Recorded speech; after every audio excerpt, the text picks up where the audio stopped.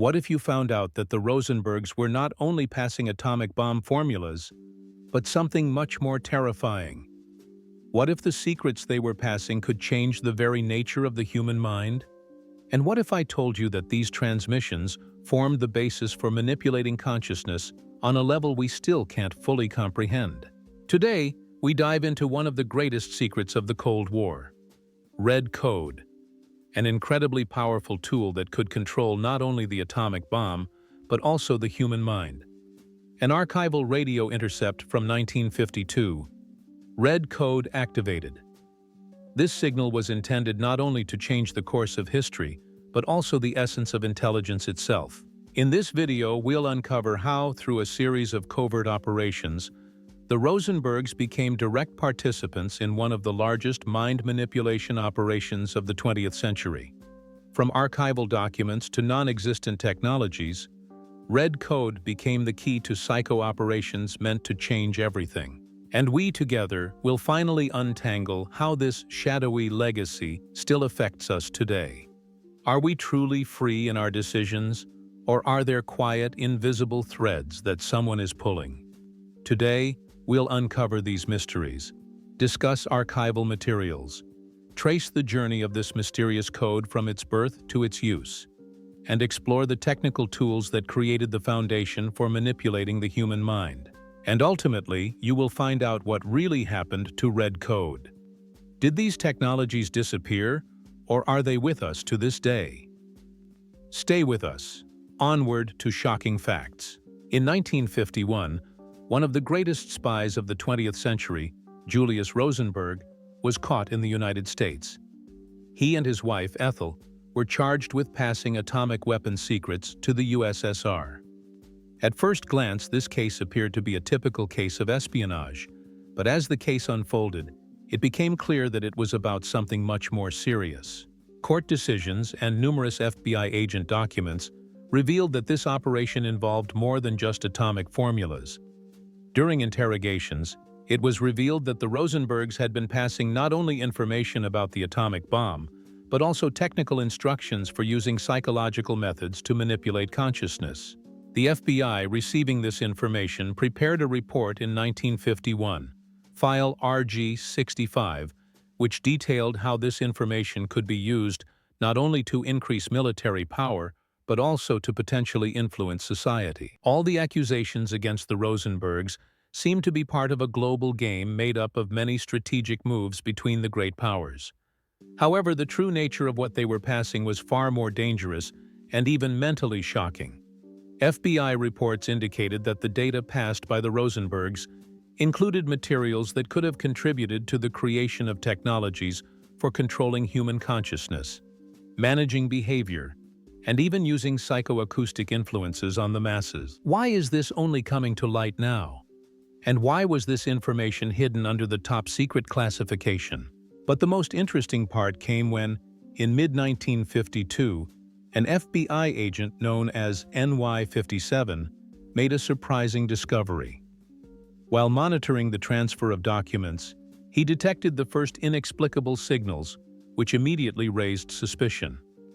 According to this agent, a sinister signal was coming from Manhattan, heading toward Soviet agents. He described these signals as uneasy, breaking standard signals.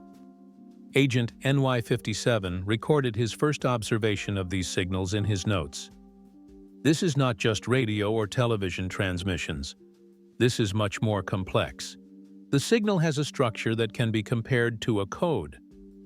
This marked the beginning of what would later be called the Red Code. By all indications, the signal had no analogs and became the first evidence that the Rosenbergs were passing not only nuclear secrets, but also technologies that had the potential to influence human consciousness. These signals seemed to be part of a larger program, which not only involved the development of weapons of mass destruction, but also psychological manipulation at a deeper level. And here comes the first very important artifact, the RS-037 letter. This document contained not only encrypted messages, but also special instructions on how to transmit these technologies to the USSR. One of the sections of the letter stated, Line 17, 3BX9+. This code, which became the symbol of the red code, was a specific cipher that indicated a new category of information passed by the Rosenbergs. Scientists and military personnel who came into contact with these materials began noticing increased anxiety and even mental disorders in some agents who studied this information. And despite these serious signals and well-founded suspicions, the investigation did not stop. One of the reasons for this was the analysts' strange response to the repeated intercepts. Although the Rosenbergs' activity was shocking, even more strange was the fact that these implausible signals did not stop, and their influence became even more apparent. In 1952, many intercepts made by the FBI showed strange anomalies that could not be explained by normal intelligence standards. The reports from agents working on these signals became more and more nervous and confused. "This is not what we expected to see," wrote one agent in his report. "We're not dealing with just a transmission of secrets. This looks like someone is trying to change the integrity of consciousness." So, despite all the evidence, the Rosenberg case was not closed. Everything was just beginning. The birth of the Red Code marked an important stage not only in Cold War espionage operations but also in the development of psychotechnologies that could change the very nature of influencing human consciousness. After the Rosenbergs passed the first atomic weapon data, Soviet agents turned to new technologies to influence public consciousness, as outlined in secret documents. One of the key participants in this operation was Agent Lacroix, code 21LR, whose role in testing modulations in Europe became pivotal for the further realization of the Red Code project. Lacroix, a special services officer, collected data on new psychoacoustic technologies, which were believed to go beyond traditional control methods. Throughout the 1950s, Agent Lacroix conducted numerous experiments in Western Europe, involving volunteers on whom new methods of sound modulation and electromagnetic waves were tested. These experiments, later known as consciousness modulation tests, became crucial in the development of a new direction for psychological warfare. Lacroix worked in a secret laboratory in southwestern France, where he tested various methods of influencing the human psyche, including ultra-low frequencies and electromagnetic waves. The research often referred to projects with code names Squad and Red Code, which aimed to manipulate people's emotional states. Lacroix's role was not only in developing experiments but also in practically applying the results, including testing the effects of modulations on people. But Lacroix's role was no accident. His work was directly tied to the PC Stalker program, a CIA secret project that studied the use of psychoacoustic technologies in psychological operations. The program was officially initiated in the mid-1950s and aimed to create technologies that could directly influence people's thoughts and behavior without their knowledge. Documents found after Lacroix's operations included coded messages and described experiments with psychotechnologies that, through sound waves and electromagnetic fields, allowed for changes in people's emotional states. They also included encrypted instructions that pointed to the creation of devices to influence the masses. This meant that there was a concept of mass application of these technologies on people who were unaware of their hidden involvement in the experiments. One of the most shocking moments of this program was the use of ultra-low frequencies. Experiments conducted by Lacroix in 1957 showed astonishing effects. Volunteers reported sudden euphoria and emotional outbursts that couldn't be explained by ordinary factors. Program managers recorded that some subjects experienced emotional highs, accompanied by a temporary feeling of ecstasy and a loss of control over their behavior. The results of the ultra-low frequency experiments were so striking that they became key in the development of subsequent experiments to influence human consciousness. Some subjects felt significant relief from mental stress, while others experienced a loss of self-control and the ability to carry out sudden impulsive acts. However, this was not the only important discovery. Each subject recorded in their reports sensations that significantly differed from typical reactions to stress situations. These were not just shock or increased anxiety. The effects were much more complex. The Red Code program designers began to seriously discuss the possibility of using these methods not only for individual purposes, but for mass manipulation. One of the most unusual outcomes of these tests was the discovery that emotions such as joy, fear, and many others could be induced in people, all without directly interfering with their consciousness. The next stage in the development of the Red Code program became even more technically complex, creating clear instructions for CIA and KGB operatives who were to use these technologies to control consciousness. These instructions included special commands to be sent through specialized communication channels, influencing the behavior of target individuals. In particular, in a document that fell into the hands of the FBI, the following instructions appeared. CMD 12. Raise anxiety 20%. CMD 18. Drop critical thought. These commands were designed to make targeted individuals feel increased anxiety, reducing their ability for critical thinking and decision-making. In these moments, they became more vulnerable to further manipulation. Operatives applying these methods could influence the mental state of individuals using simple commands, setting them up to make the necessary decisions. The Red Code program was not just a theoretical development. It was a real psychological warfare tool used for controlling people and manipulating their consciousness throughout the Cold War. These techniques, developed using advanced psychotechnologies, became the foundation for later operations such as programming agents through sound waves or even remote psychoacoustic influences. All these methods became part of a larger psychological domination strategy, used not only in espionage operations but also in broader manipulations of consciousness. In the mid-1950s, as the Red Code program gained momentum, the technical means for implementing psychoacoustic and electromagnetic influences became a central element of operations aimed at manipulating human consciousness. Against the backdrop of global military and intelligence tensions, the governments of the US and the USSR actively worked on creating technologies that could change not only the course of war, but also the behavior of national populations. One of the most crucial infrastructure points for these influences became transmitters operating on specific frequencies. One such transmitter was the Riverside Tower in New York, which became part of the Mindwave project, later known by the codename E9. The Riverside Tower became not only a radio-electronic transmitter, but also an important technological platform for testing the impact of electromagnetic waves on human consciousness. In 1952, scientists working on the Project Mindwave conducted a series of experiments that proved certain frequencies could create specific altered states of consciousness in subjects. It was noted that the frequencies used in these studies could influence cognitive functions, emotional states, and even physical reactions to stimuli. These technologies were intended not only for internal U.S. research, but also for larger strategic goals, such as mass mind control. Parallel to the development of the radio-electronic part of the program, work began on other methods of information transmission. One of the most exotic methods used during this operation was the transmission of data through perforated PK7 tapes. These tapes contained a special cipher that allowed important information to be sent through regular mail without raising suspicion. They appeared to be standard engineering data, but in reality, they contained encrypted commands and psychoacoustic instructions that could be activated through special transmitters.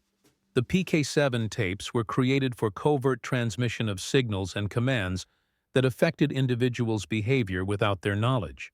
For mass operations, such as using psychoacoustic technologies to change public moods or even intimidate enemy governments, this method proved to be extremely effective. Thanks to the development of transmitters and special carriers, it became possible to create commands that could influence entire social groups or individuals through minimal electromagnetic fluctuations.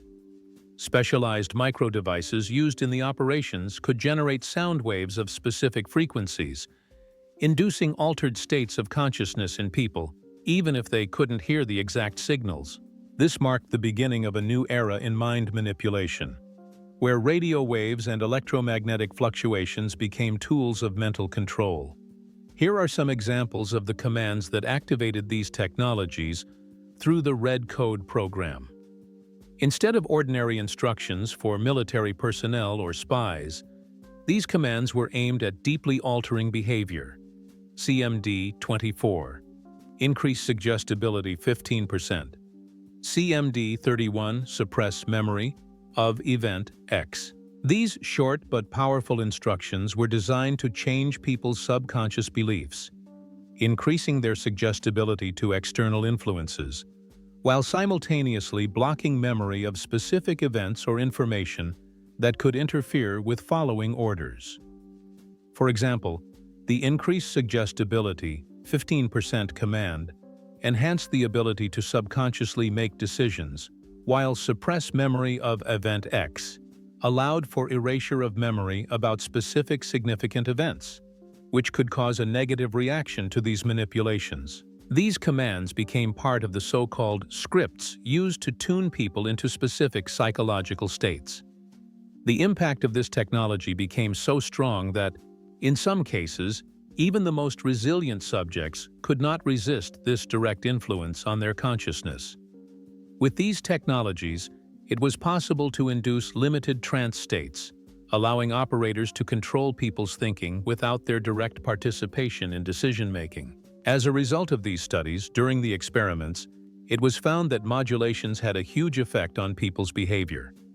Some volunteers reported emotional states that were atypical for them: sudden euphoria, heightened aggression, or conversely, apathy. These behavioral changes were clearly documented in the Project Mindwave reports, which provided statistical data correlating changes in frequencies and physiological reactions to mental stress. Thanks to such research, it was possible to create not only the technical basis for mind manipulation, but also develop more complex scenarios for applying these technologies in military applications. The development of psychoacoustic devices and transmitters led to the creation of so-called explosive signals, which could trigger panic among civilians or change the behavior of enemy soldiers on the battlefield. The systems developed during these experiments became the foundation for creating technologies that continue to influence our lives today. The early 1950s marked a time when Western and Eastern intelligence agencies were actively developing new methods of manipulation, not only on the level of physical technologies but also psychological influences. However, within the framework of the Red Code and surrounding programs aimed at controlling consciousness, the scientific community was divided on whether such technologies could truly be used on such a large scale. Numerous studies and archives were created for this purpose, but they contained more assumptions than concrete evidence. In the CIA archive for 1953, File 1953 RC05, it was clearly stated that, at that time, there were no direct proofs that Soviet agents or any other country had successfully transmitted thoughts or controlled behavior through technologies similar to those used in the Red Code program. The archive contained agent reports and investigative records, but it did not have materials confirming the practical use of such techniques. All the data collected was partial, and while they confirmed experiments with psychological influences and manipulations, concrete examples of direct mind control were absent. However, this archive became one of the main arguments used by skeptics to doubt the reality of the Red Code. At the same time, the situation looked slightly different among experts. One of the most well-known researchers in psychoacoustics, Dr. Alexander Grishchuk, frequently referred to the Acoustics 3 experiment, 1951, which became the first serious confirmation of the possibility of manipulating consciousness using ultra-low frequencies. According to Grishchuk, the experiments showed that certain frequencies could significantly alter the mental state of the subjects, causing not only emotional reactions, but also a shift in internal perception. In his works, it was mentioned that within Acoustics 3, the subjects reported feelings of consciousness shifting and blurred reality, which already allowed for the assumption that such methods could be applied for psychological manipulation. However, another well-known expert, Professor Oscar Romanoff, pointed to the lack of any biomarkers or physiological changes in the subjects after exposure to ultra-low frequencies. According to his research, no changes in biometric indicators suggested that there was real mind control or thought transmission happening. Romanoff insisted that the effects described in the experiments could simply be the result of psychological manipulation or self-suggestion arising from expectations or subconscious suggestion. Thus, he argued that while the studies showed certain anomalies, there was no direct evidence that these anomalies could be used for mind control. There was also another perspective that related to the comparison of two main archival versions of events. The official version, presented in the FBI report, RG-65, stated that the Red Code program never had concrete proof of the successful use of psychological techniques in practice, except for a few minor experiments with subconscious influence. However, alternative versions found in the KGB Budapest archives hinted at a different scenario. The KGB documents indicated that the ultra-low frequency program had been used for large-scale testing, including stages of manipulating the population and certain groups of citizens in Eastern Europe, which was later considered a broad psychological influence. According to these materials, the KGB considered the program not only successful, but also strategically important for future social control operations. However, even these documents did not contain direct references to the use of the Red Code for influencing consciousness through physiological changes or direct thought transmission. The conclusion drawn from these contradictory archival data suggests that the Red Code remained more of a myth than a reality. Most of the documents describing the program were clearly convoluted and lacked direct confirmation of mass mind manipulation. Furthermore, comparing these two versions, official and alternative, suggests that the Red Code program was likely used as a tool in the strategic battle for information and psychological influence rather than for full-scale mind control. To this day, the questions remain. Were we truly on the verge of such a powerful influence technology, or was this simply the result of propaganda and the war of ideas that took place during the Cold War? One thing is certain. The answer to this question remains in the shadows, and these mysteries will likely never be fully solved. Today, we've uncovered only a fraction of the shocking facts related to the Red Code program. But even after examining many documents, over 1,200 files containing key information about this program remain classified and won't be released until 2075. This confirms that even the most prominent investigations and archives do not reveal all the truth to us. The Red Code program and similar technologies remain hidden in the shadows. All these secrets still influence our understanding of reality, and they are still in the hands of those who keep these key materials secret. It seems we have reached the limits of our understanding, and all we can do now is speculate that the knowledge of these technologies may be far more complex than we could imagine. And can we really say that these experiments, manipulations, and ideas remain only in the past? Or perhaps we are living in a world today where these technologies are already in use, only in more protected and closed forms. And what could this mean for us, citizens, ordinary people, whose thoughts and decisions have long been subjected to influence? These questions likely have no simple answers. Are you ready to doubt the very nature of consciousness? Are you ready to acknowledge that we may be living in an illusion of free will, one that is actually controlled from the outside? The Red Code program, while still partially classified, was only the beginning of much more complex and potentially dangerous technologies. If these technologies still exist, they may already be used to manipulate the decisions of entire nations without anyone noticing. Leaving this question open, we return to what still lies beyond our knowledge. Do we have control over our thoughts, or are we simply puppets moving within global strategies? The world we live in may be far more complex than we think, and each of us may not be as free in our decisions as we believe. If you want to uncover these mysteries and be the first to access the deepest secrets, subscribe to the channel. And don't forget, only here will you learn how to decode the Frankenstein voice. Want to learn more about how these technologies were used for mass mind control? Then don't miss the next episode. Next time, how the CIA developed a device for remote suggestion known as the Frankenstein voice.